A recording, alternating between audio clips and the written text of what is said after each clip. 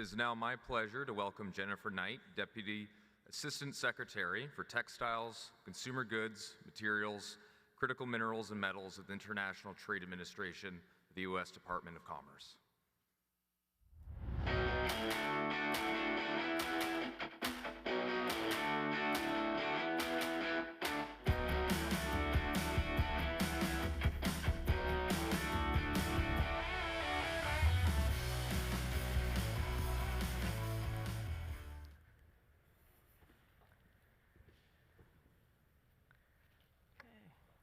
Bonjour, good morning.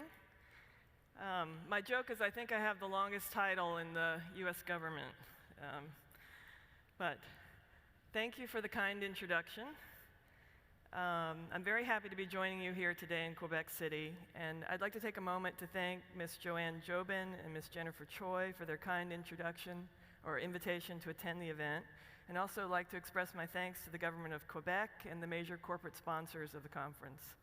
And finally, a sincere thanks to the province of Quebec for putting in place a critical mineral strategy ahead of any other Canadian jurisdiction. We've quickly learned the advantages that Quebec holds for building resilient critical mineral supply chains, including an attractive business environment, the Aboriginal community consultation policy specific to the mining sector as a tool for dialogue and collaboration, diversified mineral resources, technological and scientific expertise, and skilled labor. So today, I not only want to talk about what the US is doing to build resilient supply chains and to increase mineral production supply chains between our two countries, but also to learn from you, Quebec, the strategies, collaboration, and financial resources that are enabling the province to become a leader in the production, transformation, and recycling of critical and strategic minerals in partnership with local and indigenous communities. I'd like to start by telling you a little bit about the US Department of Commerce and what we're doing in the critical minerals space, and then frame out the critical minerals problem and the US response thus far, including policies and tools we're using, and the challenges that we're facing. And at the end, I'd like to leave you with a little bit of a history lesson, which I hope will shed light on a path forward. But at the US Department of Commerce, across 13 bureaus, we're working to drive US economic competitiveness, strengthen domestic industry, and spur the growth of quality jobs in all communities across our country. For critical minerals, commerce continues to play a central role in the US government efforts to strengthen critical mineral supply chains. Several commerce bureaus are involved in this effort. In the International Trade Administration and the Industry Analysis Unit where I sit, we're playing a crucial role.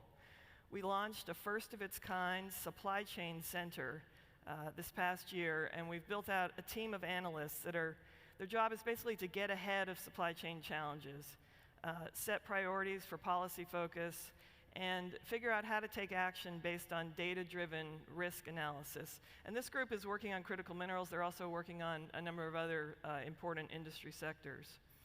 We also created the first USG dedicated Office of Critical Minerals and Metals in November 2022, and I'm proud that Mr. Gary Stanley is actually here, who was responsible for creating that office. We're also conducting in-depth analyses on individual critical minerals, including some very obscure ones, to understand supply chain choke points, vulnerabilities, dependencies, and ultimately making potential policy recommendations to mitigate short-term supply disruptions. We're all here in Quebec City to continue the dialogue on an issue that is only growing in importance, and that is, how can we build resilient critical mineral supply chains to support our economic and national security? Executive Order 14017 on America's supply chains succinctly lays out the problem. The United States and other nations are dependent on a range of products, including critical minerals and metals, and are the building blocks of the products we use every day. For many of the minerals we need, we have little to no domestic production. And it's the combination of being overly dependent on a single source supplier and the anticipated increased demand that exposes our supply chain vulnerabilities. China has repeatedly used its stranglehold over critical mineral supply chains to distort the market for clean energy technology and drive competition out of business. I used to highlight China's use of economic coercion by its decision to cut off rare earth exports to Japan in 2009. But now, unfortunately, I have a more recent example to point to, which is China restricting exports of germanium and gallium, which are key inputs in semiconductor production. These uncertainties, ongoing trade tension, and low prices are the center of industry and investors' concerns. Our intent is to show that USG programs, mainly the Inflation Reduction Act, the IRA, serve as a long and not a short-term plan, and that U.S. demand for critical minerals will grow regardless of price fluctuations. The long-term solution to America's critical mineral supply chain challenge must be met through a combination of support for domestic production across the supply chain, from mining, processing, and recycling, as well as trade with allies and partners. And we need to do all of this while ensuring that growth in critical minerals production does not come at the expense of the environment, human health, or human and labor rights. With reliable critical mineral supply chains, U.S. and Canadian firms will be better equipped to securely invest in green energy technologies, making a net zero future more achievable, affordable, and consistent with U.S. economic opportunity. Since Executive Order 14017 was issued in 2021, several actions across multiple federal agencies are helping to mitigate the risks of building a secure and resilient North American supply chain for critical minerals. We are encouraging investments throughout the supply chain, from mining and excavation to downstream value-added processing in the manufacturing process through the Inflation Reduction Act, the Defense Production Act, the Department of Energy Loan Program Office, the Export-Import Bank of the United States, and more. We are working to ensure that growth in critical minerals production does not come at the expense of the environment, human health, or human and labor rights, just to repeat that again. The Inflation Reduction Act represents the most extensive investment in climate solutions in U.S. history. The IRA is a 10-year plan that facilitates the North American energy transition and supply chain diversification. It includes a wide range of tax credits, grants, and loans for clean technologies, totaling $370 billion over 10 years to accelerate the nation's energy transition. On May 3rd, the Biden-Harris administration announced final rules and guidance for the Inflation Reduction Act Clean Vehicle Credit, otherwise known as the 30D tax credit. The U.S. Department of Energy also finalized its interpretive guidance on the definition of foreign entities of concern, which clarifies which companies are FEOCs, the acronym, in particular that FEOC is limited to entities owned by, controlled by, or subject to the jurisdiction of North Korea, China, Russia, or Iran. The credits contained in the Inflation Reduction Act are stimulating an unprecedented investment boom into expanding the supply chains for clean energy technologies. We need to accelerate and sustain clean economic. Thank you. Thank you. It's helpful. Thank you. Okay. We need to accelerate and sustain clean economic growth in this century. The guidance ensures that auto manufacturers are incentivized to procure a sufficient non-foreign entity of concern supply of critical minerals to be eligible for the 30D credit. The Defense Production Act provides broad-based authorities to incentivize domestic sources to develop, maintain, modernize, and expand production capacity or critical technologies. My office has committed significant resources to reviewing these proposals, and there have been 15 awards totaling $336 million since the start of fiscal year 2024, so it's quite significant. Canadian companies are some of the only non-U.S. entities and persons who are considered a domestic source for purposes of this act. Last month, during the Canada-U.S. Energy Transformation Task Force, the Defense Department made a historic announcement of $14.8 million in awards to two Canadian companies, Fortune Minerals and Lamico Metals, a Quebec-based company. Canada's Department of Natural Resources announced complementary funding of up to $5.6 million to Fortune and $3.6 million to Lamico. These announcements by the US and Canada demonstrate a commitment to implementing a joint vision of developing sustainable, integrated critical mineral supply chains to serve North American advanced manufacturing, clean energy, and defense.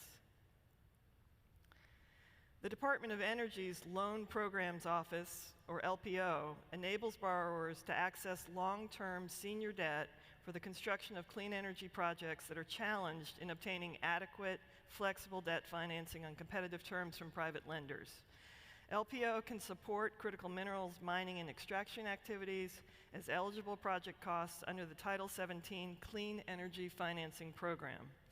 The Title 17 Clean Energy Financing Program is central to LPO's mission to serve as a bridge to bankability for clean energy projects that are critical to achieving the decarbonization of the energy sector and enhancing the domestic clean energy supply chain.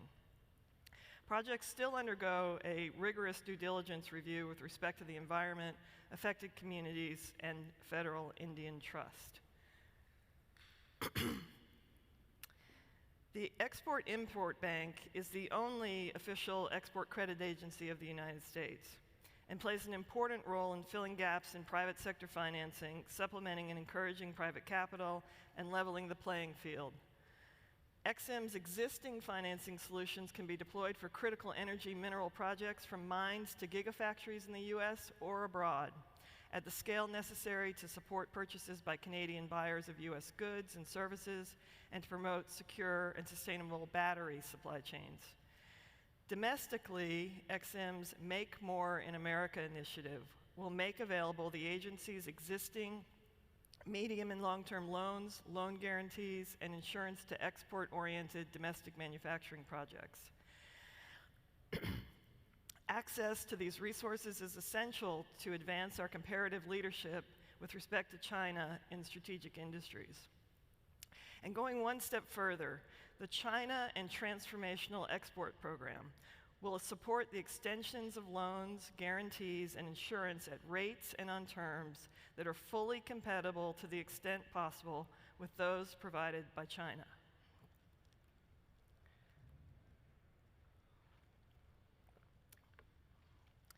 And finally, permitting reform, which I know is on many people's minds. In my meetings with industry, I often ask, what's the #1 challenge to increasing domestic production? And more often than not, the response is current US permitting laws. It can take upwards of 10 years to stand up a new mine in the United States, and our current mining laws were enacted in 1872 or 150 years ago. The Biden administration has taken steps to address the urgent need to improve efficiency and effectiveness of the federal permitting process while ensuring strong environmental protections, robust community engagement, and better coordination with states, tribes, and local governments. This will facilitate the use in semiconductors, electric vehicle batteries, smartphones, and other technologies of minerals and materials sourced under the responsible social, environmental, and labor standards. One more sip of water here. The Interagency Working Group on Mining Laws, Regulations, and Permitting, which the Department of Commerce is a part of, issued its final report with more than 60 recommendations to revitalize domestic mining, including expanding consultations and engagement with tribes, obtaining fair compensation for taxpayers for minerals extracted from federal lands, and protecting taxpayers from the costs of abandoned mine reclamation. I think I've been doing too much public speaking lately. I'm sorry. Sorry. On April 30th, the White House Council on Environmental Quality issued a final rule to reform, simplify, and modernize the federal environmental review process under the National Environmental Policy Act. The Federal Permitting Improvement Steering Council proposed revisions to FAST 41 mining sector regulations to focus on critical minerals and the full critical minerals supply chain, including critical mineral refining, recycling, and beneficiation. The South 32 Hermosa project in Arizona is the first mining project to be added to the FAST 41 process. This project has the potential to be the only battery-grade manganese producer in the United States, and potentially one of the world's largest zinc producers. This program is making a difference. Several weeks ago, the Forest Service kicked off permitting review process for the Hermosa project. The Permitting Council, using funds provided by the IRA, has made an initial $5 million available to tribal governments to support tribal engagement in the process, in the environmental review and authorization process for FAST 41 projects. And now, switching gears for a minute, the bottom line is that US demand will continue to grow. Almost 2 years have passed since the IRA was signed into law. Loans and grants have been approved, rules and regulations updated, and bilateral and multilateral partnerships have commenced. However, much more remains to be done, which also means many more opportunities to be considered and invested in. First, the market's unprecedented growth in demand for critical minerals will only continue. According to S&P Global, US demand for energy transition-related copper and critical minerals will increase year over year for at least another 10 years. This forecast accounts for reductions in demand for recycling, batteries, and vehicles, and yet, even still, net demand is expected to grow annually by 3.7% for copper and 25.3% for critical minerals. Second, many of you have been closely following the US and some might say global slump in the demand for electrical vehicles, which started around late last year. Despite this, US demand for critical minerals will continue to grow because electric vehicles are only part of our decade, if not multi-decade long transition in the energy sector and broader economy. The S&P Global forecast for US energy transition-related demand includes not only our transportation industry, but our energy storage system, renewable generation, and the broader transmission and distribution network, which were built before many of us were born, and it desperately needs repairs, upgrades, and expansions. Moreover, we also need more critical minerals for our non-energy demand, such as electronics and technology, communication and infrastructure, defense and aerospace, medical and healthcare, agriculture and industrials, as well as other consumer goods.